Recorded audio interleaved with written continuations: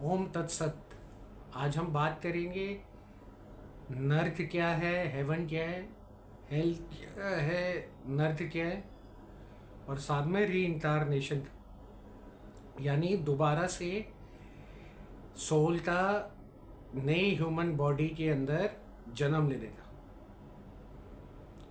तो जो हमारे कन्वेंशनल बिलीफ सिस्टम्स हैं, जिससे हम लोग ये जानते हैं कि अगर हम अच्छे डीड्स करते हैं, अच्छी पायस एक्टिविटीज़ करते हैं और पॉजिटिव रहते हैं, तो अगर हमारे अच्छे कर्म हमारे बुरे कर्म से ज़्यादा है तो हम स्वर्ग में जाते हैं।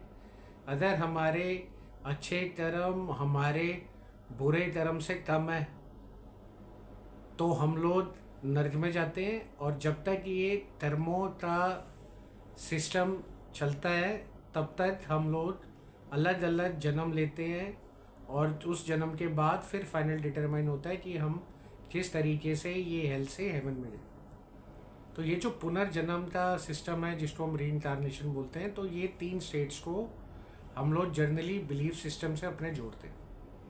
साथ ही साथ में देखें तो ये बात है आने वाले कल की, यानी तब जब हमारी बॉडी नहीं रहेगी।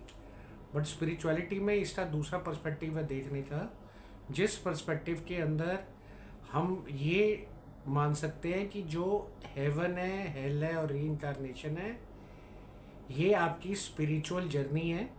वो स्पिरिचुअल जर्नी में जो चॉइसेस हैं, जो पेंडुलम शिफ्ट होता है towards the virtues and towards the vices, यानी जो आपकी कॉन्शियसनेस अवेयरनेस है और पॉजिटिव डीड्स हैं उसमें, और जो आपकी कॉन्शियसनेस अवेकनिंग नहीं है और आपके नेगेटिव कैरेक्टरिस्टिक्स हैं उसमें।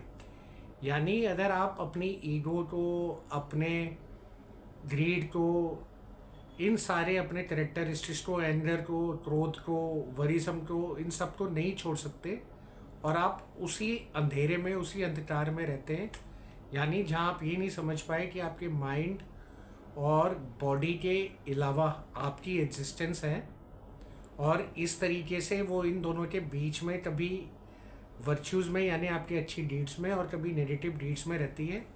तो इस पूरे को हम लोग state of haven, state of hell और स्टेट ऑफ री इंकारनेशन कह सकते हैं। तो जब आप कश्मकश में हैं, आप ये नहीं डिसाइड कर पा रहे कि किस तरीके से आपको स्पिरिचुअली इस पर रिएक्ट करना चाहिए, तो आप एक गलत स्टेप उठाते हैं और एंग्री होते हैं, या आप उसके पैसे की तरफ भागते हैं, या अपनी ईगो से डिटैच नहीं हो पाते। तो ये जो सारी चीज़ें हैं, ये सब आपकी वॉइसेस को आप पे हावी करती हैं। तो this state is your state of health. इसी तरीके से जब आप पीसफुल रहते हैं, हैप्पी रहते हैं, कॉन्शियस रहते हैं और आप अपने एक्टिविटीज़ को डिटैच होते हुए एक स्पिरिचुअल बात में पॉजिटिव बढ़ते हैं, तब वो जो स्टेट है आपकी, तो इसको हम लोग बोलते हैं हेवन। और जो ये पेंडुलम शिफ्ट है, जब तक कॉन्शियस हुए बिना वर्च्यूज़ में और वाइसेस में चॉइसेस करना और दोनों को न्यूट्रल करना, और ये देखना कि हम जो सोल हैं किस तरीके से एक माइंड और बॉडी के अलावा ट्रैवल करते हैं, तो इस वाली सिचुएशन को हम बोलते हैं री इंकारनेशन। तो हेयर एंड नाउ का कंसेप्ट, यानी when you are living, when you are alive, you can be in a state of heaven, you can be in a state of hell and you can be in a state of reincarnation। ये एक perspective बहुत important है।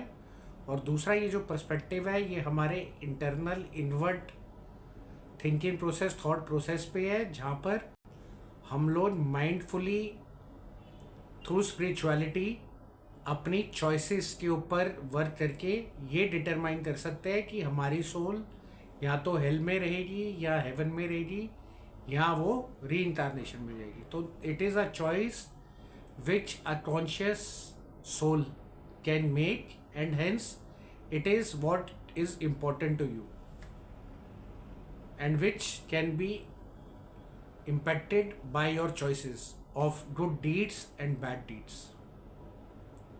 Om Tat Sat।